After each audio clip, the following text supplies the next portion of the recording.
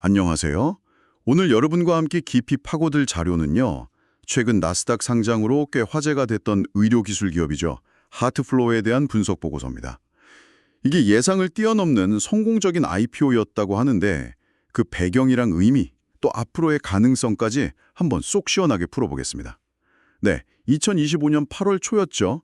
3억 달러가 넘는 자금을 모으면서 시장을 깜짝 놀라게 했어요.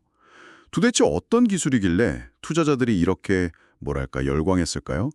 바로 이 지점부터 한번 파고들어보죠. 네, 그 핵심에는 FFRCT라는 기술이 있습니다.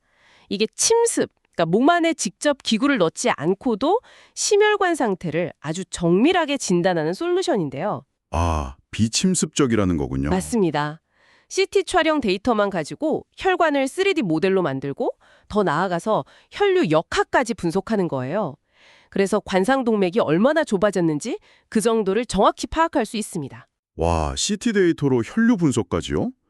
이게 거의 공상과학 같던 게 현실이 된 느낌인데요. 그럼 기존에 좀 위험하고 비용도 많이 들었던 그 카테터 검사 있잖아요. 그걸 대체할 수 있다는 점, 이게 투자자들한테 매력적이었던 걸까요? 네, 정확합니다. 단순히 기술 자체를 넘어서 병원이나 보험사 입장에서 보면 위험 감소랑 비용 효율성, 이런 가치를 파는 전략이 먹혔다고 볼 수 있을까요? 예리하신데요. 바로 그 가치 제한의 변화가 투자자들의 기대감을 확 높인 주요 요인 중 하나죠. 실제로 공모가도 예상 범위가 17에서 18달러였는데 그걸 넘어서 19달러에 딱 확정됐고요. 총 조달 금액이 3억 1,670만 달러에 달했습니다. 3억 달러가 넘는다니 정말 엄청난 자금이네요. 기술력에 대한 확신이 시장 전반에 퍼졌다는 증거로 보이는데요. 그 상장 시점의 시장 상황도 좀 좋았다고 들었어요. 네, 맞습니다. 타이밍이 좋았죠. 2025년 들어서 미국 IPO 시장이 좀 회복세를 보였고 특히 기술주에 대한 투자 심리가 개선된 시점이었거든요. 여기에 또 JP모건이나 모건 스탠리 같은 아주 유력한 투자은행들이 주관사로 참여하면서 신뢰도를 더 끌어올렸죠. 아하, 그러니까 기술, 시장 상황, 그리고 투자자 신뢰 이 세 가지 박자가 잘 맞아떨어졌다고 볼 수 있습니다. 알겠습니다. 그럼 이제 미래를 좀 봐야 할 텐데요. 전망은 어떻습니까? 단기적인 위험 요인이랑 또 장기적인 기회 요인, 이렇게 좀 나눠서 설명해 주시죠. 우선 단기적으로 보면 아무래도 연구개발 중심 기업이다 보니까요.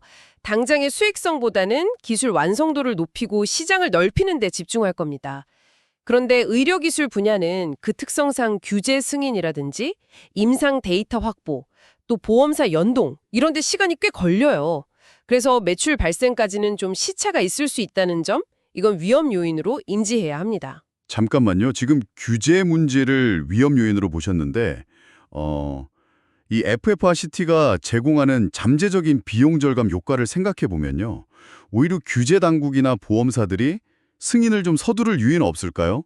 시장에서 이렇게 높게 가치를 평가받는 건 그런 낙관론을 간영한 건 아닐까 싶기도 하고요. 진짜 병목 현상이 규제일까요? 아니면 실제 의료 현장에서 이걸 받아들이는 속도일까요? 아주 좋은 질문입니다.